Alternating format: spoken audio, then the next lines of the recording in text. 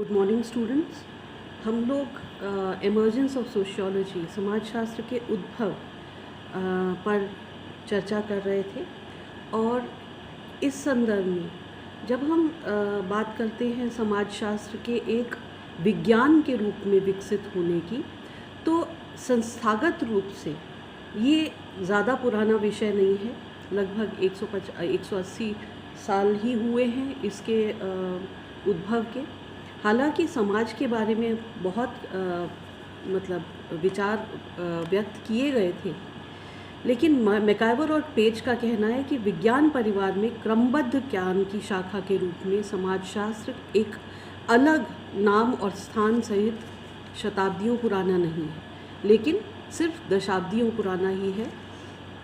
और अब हम समाजशास्त्र के उद्भव और इसके विकास के बारे में चर्चा करेंगे, क्योंकि जो ट्रांजिशन था सामाजिक दर्शन से और समाजशास्त्र के दिशा में, पहले सामाजिक दर्शन जो था वो बहुत ज़्यादा उसके संदर्भ में समाज के ऊपर अध्ययन हुए थे, लेकिन एक व्यवस्थित रूप से, क्रमबद्ध रूप से समाजशास्त्र की नींव बहुत ही हाल में डाली गई है। समाजशास्त्र के विकास में 18वीं शताब्दी के बाद यूरोप की परिस्थितियों की महत्वपूर्ण भूमिका है। 19वीं शताब्दी में यूरोप में क्रांतिकारी परिवर्तन हुए थे और उसके परिणाम स्वरूप एक नया सामाजिक दर्शन का विकास हुआ।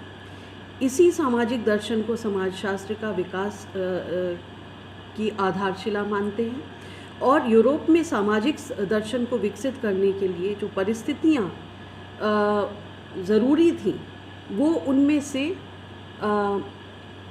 एनलाइटनमेंट, ज्ञानोदय का युग, और रेनेसां और रेफॉर्मेशन, ये बहुत महत्वपूर्ण परिस्थितियाँ थी। साथ ही साथ वहाँ पे प्रोटेस्टेंट जो धर्म है, प्रोटेस्टेंट विद्रोह जिसे हम कहेंगे, वो भी हुआ, और उसके कारण बहुत विचारधारा में परिवर्तन आया। जैसा कि हम जानते हैं, यूरोप में या ईसाई समाज में प्रचलित धर्म जो था वो कैथोलिक धर्म था, और इस कैथोलिक धर्म की जो विचारधारा थी वो नई समय के साथ परिवर्तित हुई, और उसमें विद्रोह पैदा हुआ, और ये धर्म दो भागों में बंटा, प्रोटेस्टेंट और कैथोलिक धर्म। इसका भी इसका समाज पर तो प्रभाव पड़ा ही, साथ ही साथ इसका समाजशास्त्र के विषय के विकास में भी बहुत महत्वपूर्ण योगदान है। अब हम बात करेंगे ज्ञानोदय का काल। यूरोप में आधुनिक युग का प्रारंभ जो है को पुनर्जागरण या नवजागरण कहते हैं। पुनर्जागरण की शुरुआत लगभग 14वीं शताब्दी में इटली में हुई, और यहाँ पे इटली में निरंतर वाणिज्य बढ़ता चला गया, क्योंकि इंग्लैंड और फ्रांस हमेशा लड़ाई में रत रहते थे, और इस कारण से इटली में इस पुनर्जागरण का जन्म हुआ। इटली में आर्थिक समृद्धि अर्जित करी, और इस समृद्धि के वातावरण में इटली के निवासियों ने अपनी उपलब्धियों के प्रति गौरव बढ़ा और जीवन के लिए उत्साह जगा। कला, संगीत और स्थापत्य कला के क्षेत्र में बहुत प्रगति हुई और नए नए कीर्तिमान स्थापित हुए। ये उत्साह 1350 से लेकर और 1550 ईस्वी तक लगभग 200 वर्ष तक चला, और इसी युग को हम पुनर्जागरण का युग कहते हैं। आप लोगों ने इतिहास में पुनर्जागरण पढ़ा है, पर उसका समाज पे क्या प्रभाव पड़ा और उसका सामाजिक विज्ञान एक अलग एक विषय के रूप में उसके विकास का क्या प्रभाव पड़ा, ये हम जानने की कोशिश करेंगे। ये पुनर्जागरण और ज्ञानोदय के विकास की प्रक्रिया को हम कुछ चरणों में जान सकते हैं। सबसे पहला और महत्वपूर्ण था प्रोटेस्टेंट विद्रोह। ये चर्च की रूढ़िवादी विचारधारा के प्रति प्रतिरोध था और मार्टिन लूथर ने ये प्रारंभ किया। मार्टिन लूथर महत्वपूर्ण है। मार्टिन लूथर और कैल्विन ये जो हैं इस प्रोटेस्टेंट विद्रोह से जुड़े हुए हैं।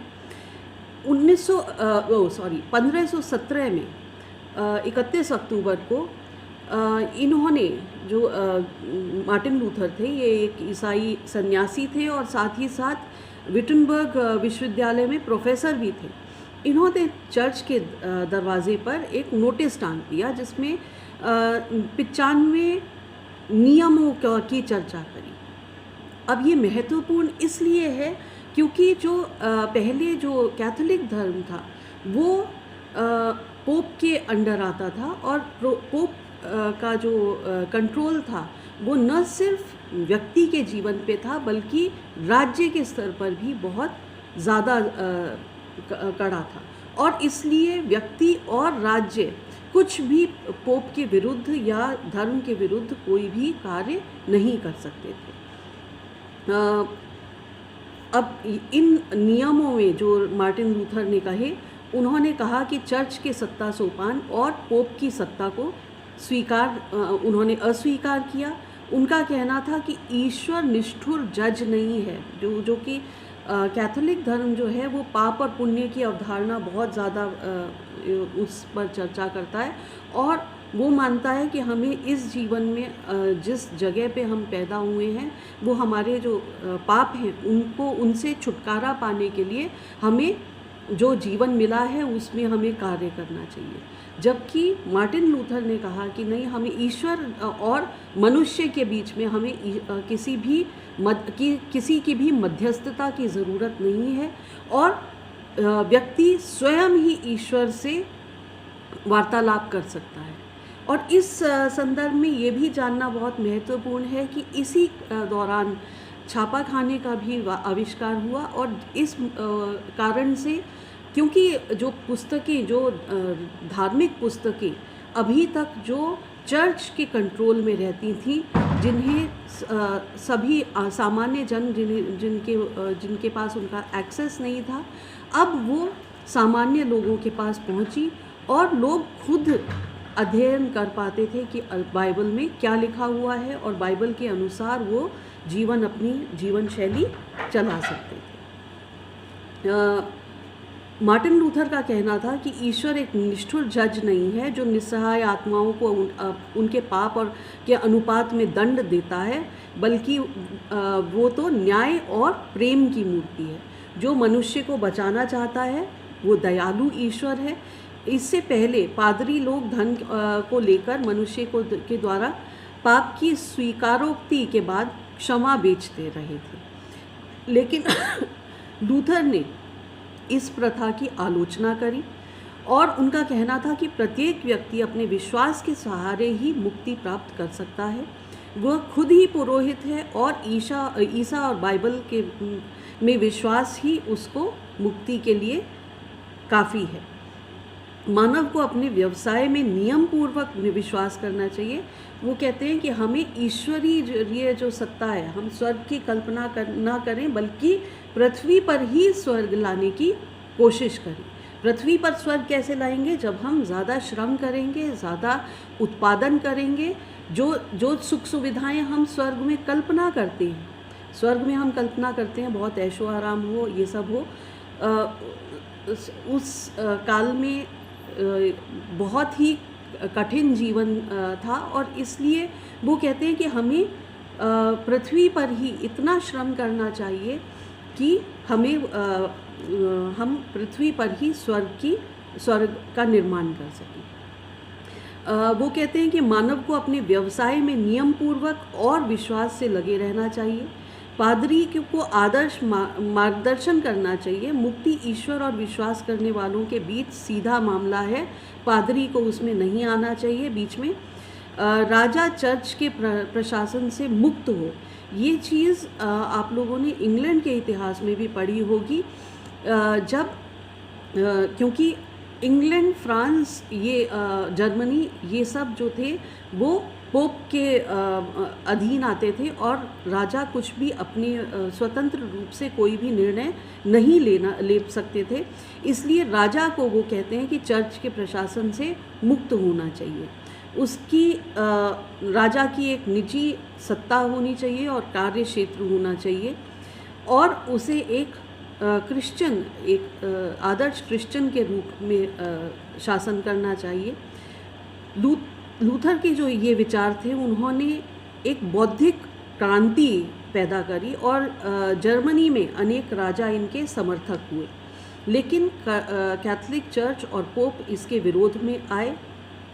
लूथर के अनुयायी उनके रक्षक बने और इन्होंने एक अलग से अपनी चर्च, प्रोटेस्ट के माध्यम से प्रोटेस्टेंट चर्च की स्थापना हुई।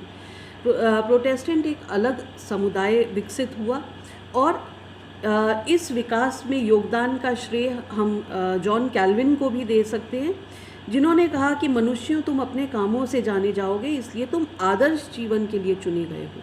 वो कहते हैं, वो कॉलिंग की बात करते हैं, हमारी कॉलिंग क्या है, हम किस कारण से इस धरती पे जन्मे हैं। और वो कहते हैं कि जो ईश्वर द्वारा चुना गया है उसे किसी लाभदायक व्यवसाय में दिन और रात लगे रहना चाहिए ताकि पाप के विचार से दूर रहा जाए। अब पहले जो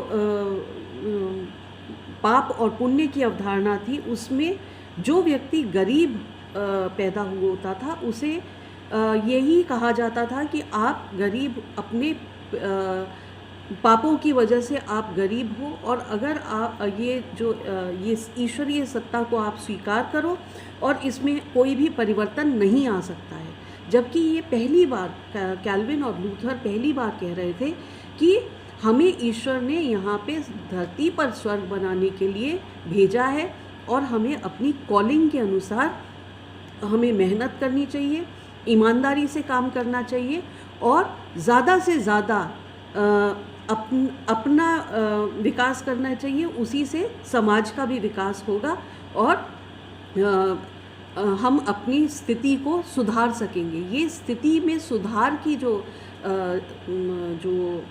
कंडीशन है, ये पहले पॉसिबल ही नहीं थी। कोई सोच ही नहीं सकता था कि हम अपनी स्थिति में सुधार कर सकते हैं, क्योंकि कहते थे ये आपके गरीब हो तो ये आपके पापों का फल है कि अगर आप गरीब हो। जबकि आज हम, जब आप लोगों ने सेकेंड ईयर में भी हम लोगों ने आपको गरीबी पढ़ाया था, गरीबी की समस्या पढ़ाई थी, तो हमने ये बताया था कि किस तरह से गरीबी जो है ये एक सामाजिक समस्या है, समाज द्वारा उत्पन्न हुई है और इसका निराकरण भी समाज द्वारा ही संभव भी है। तो ये चीज़ पहली बार यहाँ पे इन लोगों ने, कैल्विन और लूथर ने इसको बताया। और वो कहते हैं कि जो ईश्वर द्वारा चुना गया है उसे किसी लाभदायक व्यवसाय में दिन और रात लगे रहना चाहिए ताकि पाप के विचार से के लिए उसके पास फुर्सत ही ना हो। उसे शुद्ध सादा जीवन व्यतीत करना चाहिए और कठिन परिश्रम करना चाहिए। वो कहते हैं कि कर्मकांड और आडंबरों से दूर रहना चाहिए और ये लगभग संघर्ष जो है कैथोलिक्स और प्रोटेस्टेंट्स में यूरोप में चलता रहा। फिर भी इस मत ने पुनर्जागरण की आत्मा और आस्था को जन्म दिया। यही नहीं, कैथोलिक चर्च को आत्मविश्लेषण के लिए भी मजबूर किया और उसमें भी अनेक सुधार आए। ये प्रोटेस्टेंट धर्म का समाज पर क्या प्रभाव पड़ा, अगर आप आगे चल के हम लोग मैक्स वेबर पढ़ाएंगे। मैक्स वेबर की कृति जो है Protestant ethic and the spirit of capitalism, उसमें वो बताते हैं कि किस प्रकार से प्रोटेस्टेंट धर्म के प्रभाव से पूरे विश्व में, खासकर यूरोप में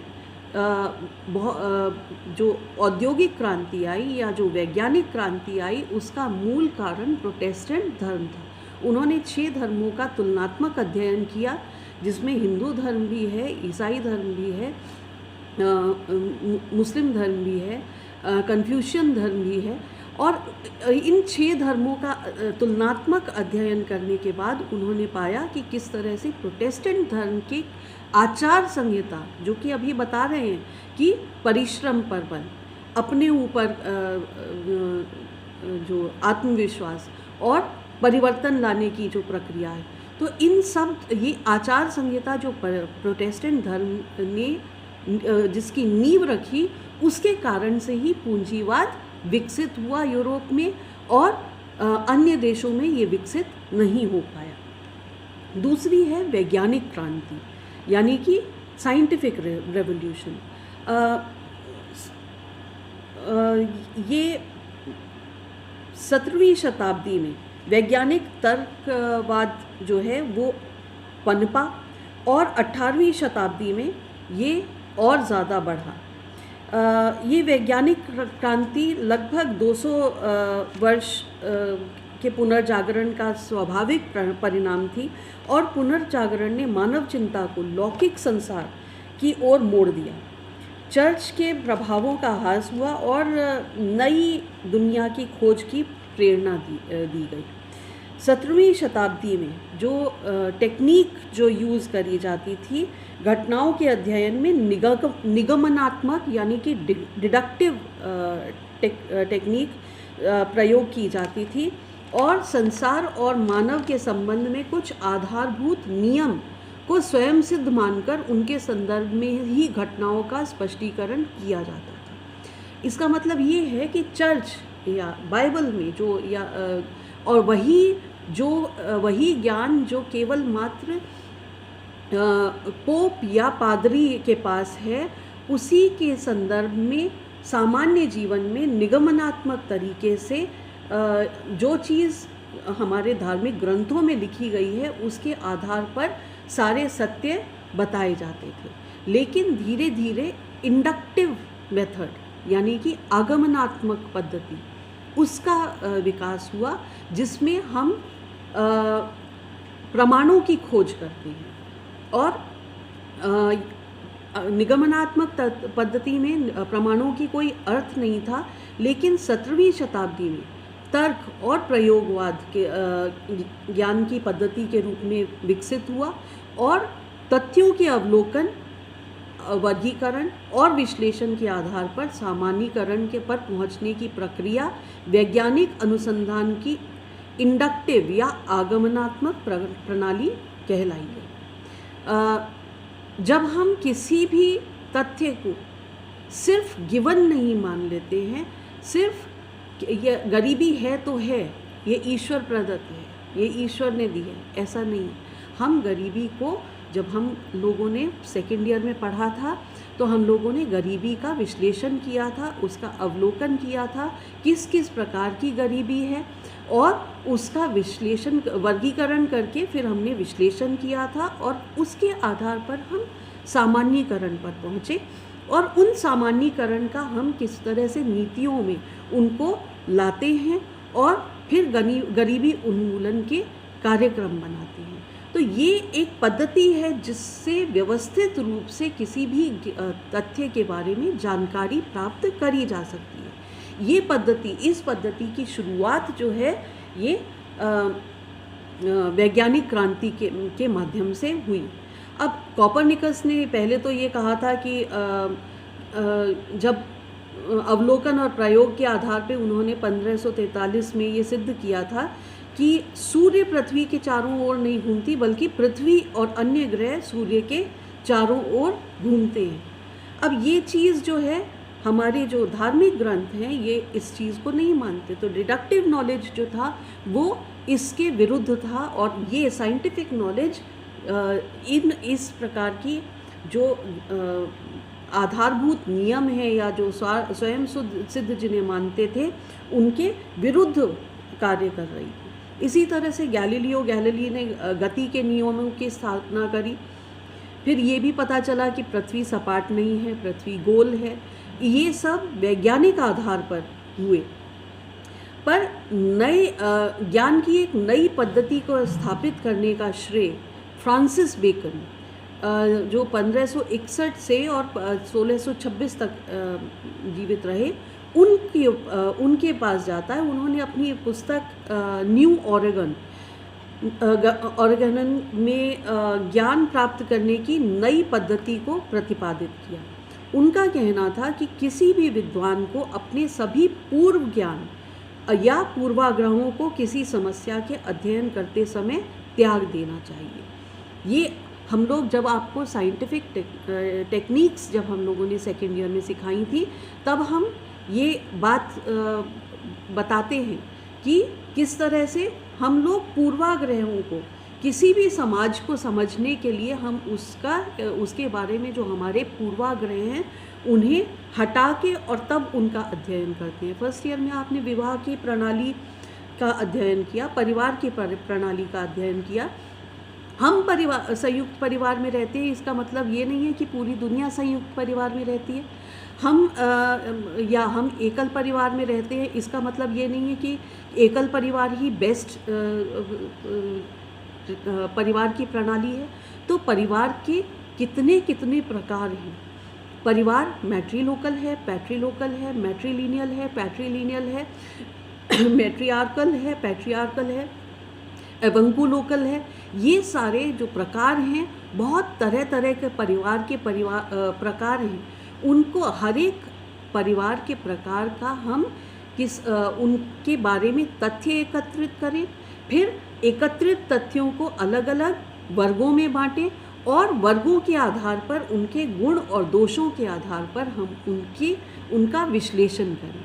तो ये एक वैज्ञानिक प्रक्रिया है जिसके माध्यम से हम सामाजिक तथ्यों को समझ सकते हैं। तो हमें पूर्वाग्रह जो हमारे होते हैं कि इस प्रकार का परिवार अच्छा है, दूसरे प्रकार का परिवार अच्छा नहीं है, ये पूर्वाग्रह समाजशास्त्रियों को या किसी भी वैज्ञानिक को इनसे दूर रहना चाहिए। तो ये पहली बार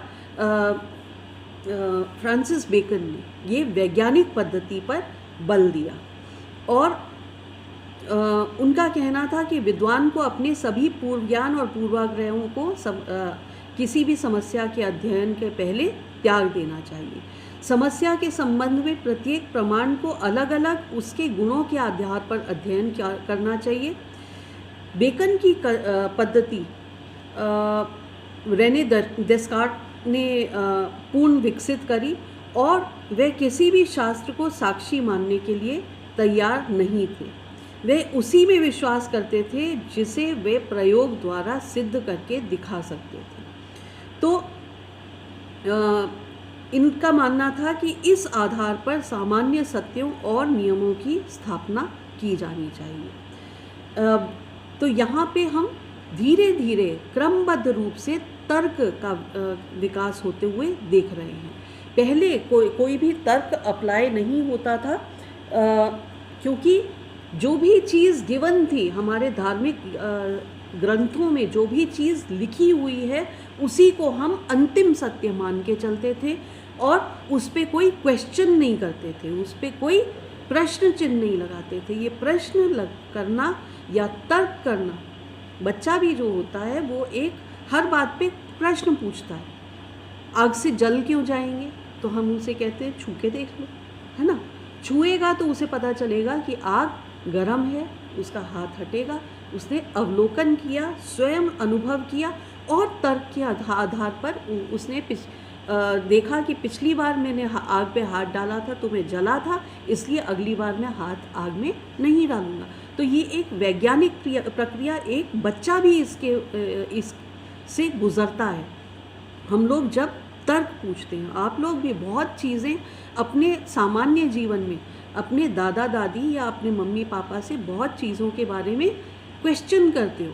क्यों झाड़ू सी उल्टी क्यों रखी नहीं होनी चाहिए, चप्पल उल्टी क्यों नहीं होनी चाहिए, बिल्ली के रास्ता काट जाने से अशुभ क्यों होगा। ये सारे प्रश्न आप लोग भी अपने माता पिता से पूछते हो और आप लोग अपेक्षा करते हो कि वो एक तर्कपूर्ण उत्तर दें।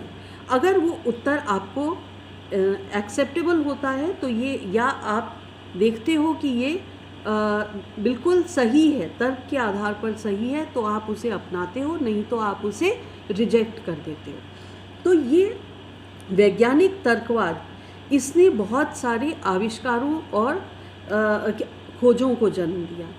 इस विकास का चरण हमें आइजैक न्यूटन में देखने को मिलता है, जिनकी खोजों ने विज्ञान के क्षेत्र में नए कीर्तिमान स्थापित किए। अब पेड़ पे से तो फल गिरते हुए हमने भी देखे हैं, पर हम लोगों ने उसे क्वेश्चन नहीं किया, हम लोगों ने उस पर प्रश्न चिन्ह नहीं लगाया, हम लोगों ने पूछा नहीं कि पेड़ पे से जो सेब है वो पेड़ पे से नीचे क्यों गिरा, ऊपर क्यों नहीं उड़ गया, है ना। पर इस व्यक्ति ने, आइजैक न्यूटन ने प्रश्न चिन्ह लगाया कि ये नीचे ही क्यों गिरा, और नीचे गिरने के पीछे इसका कोई नियम है क्या, और इसका वैज्ञानिक अनुसंधान करने पे उन्होंने गुरुत्वाकर्षण के नियम की खोज करी, जिसके आधार पर पूरा साइंस आज बेस्ड है। जितना भी हम लोग सैटेलाइट पूरे विश्व अंतरिक्ष में भेजते हैं, जिसके हम रॉकेट्स भेजते हैं, वो सारा साइंस जो है न्यूटन की इस छोटी सी खोज पर आधारित है। तो वहाँ पे उन्होंने तर्क और प्रश्न चिन्ह लगाने, ये प्रश्न चिन्ह की जो लगाने की जो स्वतंत्रता है, ये उस काल से पहले लोगों के पास नहीं थी। धीरे धीरे ज्ञानोदय हुआ और लोगों ने प्रश्न चिन्ह लगाने का काम शुरू किया। न्यूटन की जो प्रसिद्ध कृति है mathematical principles of natural philosophy, जो उन्होंने 1687 में लिखी, प्रकाशित करी, उसमें इन्होंने विज्ञान के अध्ययन को नई दिशा दी।